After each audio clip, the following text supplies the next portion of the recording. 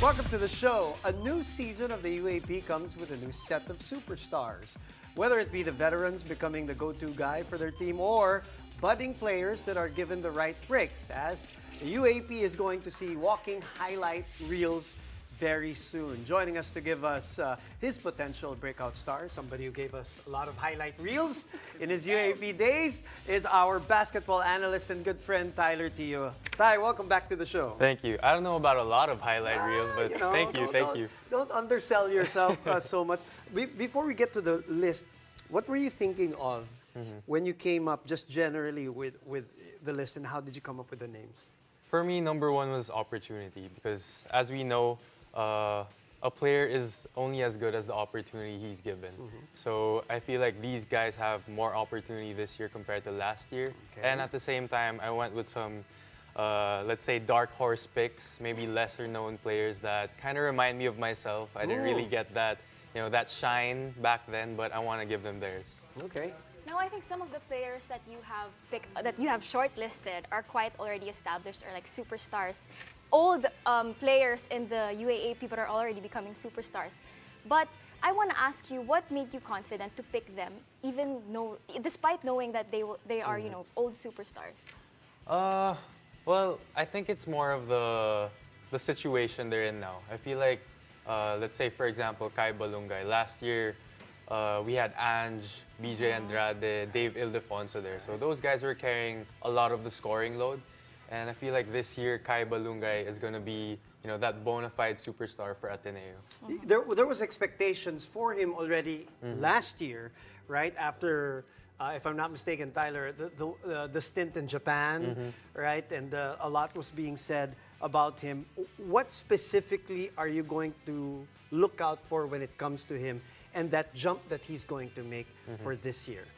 I think it's more of him taking on a leadership role. Okay. Because last year, he was a rookie, an old rookie, but I think this year he has to take that next step in terms of being more vocal, leading by example, and that means being more aggressive offensively and defensively as well. And you think he's going to go also get an individual award? That's what you're, excuse me, predicting? I think he's going to get a Mythical 5 award. You think so, huh? I think so, yeah. He came on strong towards the end, lalo na. No? Yeah. Nakapag-predict na siya ng Mythical 5 si Kai Balungay. But in the context of leadership, I want to talk about his past experiences in being part of the defending champions of season 84. How does this influence his performance all throughout this incoming season 85? Now winning a championship, it's a big mean, deal. Having that championship experience is huge. You mentioned it. When you win that championship, it's like you get that monkey off your shoulder. You feel a little bit more confident. Right. You're a little more sure with your actions on the court. So I feel like that'll be a big help for him. All right. Speaking of hype, he came in with a lot of hype. Cholo Anonuevo was also one of those guys coming off, injury, and there was a lot of anticipation for him. Is this the year, finally, for him to come into his own? I feel like it is. You mentioned it. He came off an injury-riddled season. I think he averaged about 6 points, 6 rebounds. Decent numbers, but obviously LJ is the guy in FU. I feel like Cholo can be that second star next to him. And, we played against him. I had the privilege of playing against him in a tune-up game. How did he look? Tell us. Boy, that guy has hops. Let me tell you that. His athleticism is a game changer. And, you can see him. He really plays above the rim. Most locals here, they can dunk, they can tap ring. Right. This guy plays above the rim. And I feel like he'll really change the game for FU. And with Sahonia not being part of the team anymore, how do you think is he going to be able to step up in this new role and become, more significant in the team? That's a good point. Brian Sahonia's out, so there's extra opportunity, like I mentioned earlier.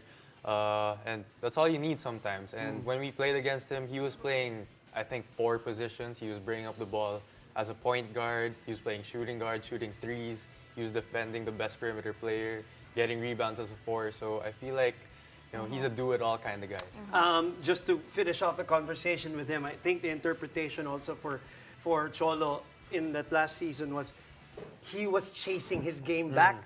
And that, I think, what affected him. I think this year, you're right, he might be settling down into this FEU team already. UE being the hosts this year, losing, some big players too. Luis Villegas, obviously, Paranada.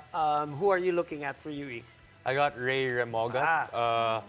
I mean, that guy, he had his chance towards the second half of the Correct, season yeah, last towards year. the end, you're And, right. you know, no one heard of him, but Right. when he played against Ateneo, Yeah. La Salle, he killed those guys. And those are big schools. So we know that he's a big game type of player. We know he can score. And like you mentioned, the Paranada Bros are out of town. So that opportunity is going to be there for him.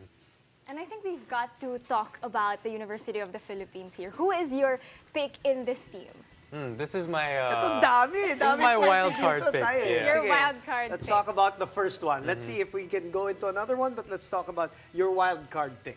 I'll go with Aldous Torculas because, you know, not many people know of him yet, but I spoke to one of the assistant coaches of UP earlier this morning, and he said that this guy is someone to watch out for. He said that he's going to be part of the rotation for sure.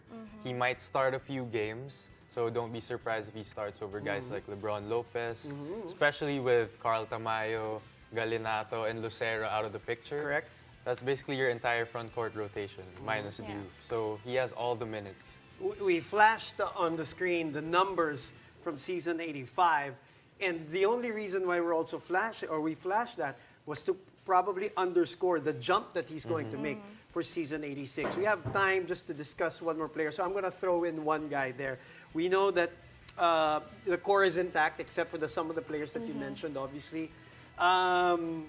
CJ Cancino, who's going to be back and looks confident, looks Yep. healthy. But Harold Alarcon, a lot of people are thinking this guy is going to have also a breakout year. Is that an easy answer? That's why you avoided Harold? But For if it me- is, why? Why should we also look out for him, or should we not? For me, it was an easy answer because Okay. he already won preseason MVP. Okay. So, but that doesn't take away the fact that it's preseason. Right. So, I feel like he will have a big jump, and it's something that's a little bit unexpected as well because back in high school he was a role player, whereas Torculas was Right. Mythical 5. Right. Alarcon, he's more of a superstar role player, not really that guy that's gonna get you 30 points, but I feel like he can excel as a superstar role player. Aldous Torculas. We're also going to that. be watching out for JD Cagulangan's new hair. And his new body. These guys are so big now. JD I don't know what they're and, eating. and I don't know what Harold they're and eating. CJ, they're bulked up and that new hair. We'd love to talk more, Tyler, but thank you so much for gracing us with your presence tonight. We'll see you over the weekend. Yes, For we're sure, very much for excited sure. for season 86.